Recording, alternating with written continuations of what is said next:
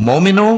اپنے آپ کو اور اپنے اہل و عیال کو اس آگ سے بچاؤ جس کا ایندھن آدمی اور پتھر ہوں گے، اور جس پر تند خو اور سخت گیر فرشتے مقرر ہیں۔ وہ کسی حکم کی جو اللہ ان کو دیتا ہے نافرمانی نہیں کرتے، اور جو حکم ان کو ملتا ہے اسے بجا لاتے ہیں۔ کافرو، آج بہانے مت بناؤ،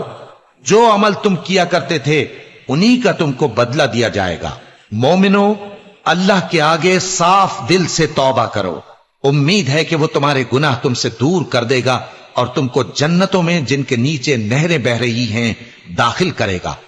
اس دن اللہ پیغمبر صلی اللہ علیہ وآلہ وسلم کو اور ان لوگوں کو جو ان کے ساتھ ایمان لائے ہیں رسوا نہیں کرے گا،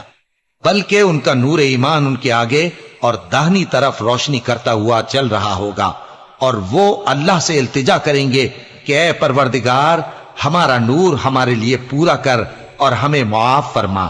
بے شک اللہ ہر چیز پر قادر ہے۔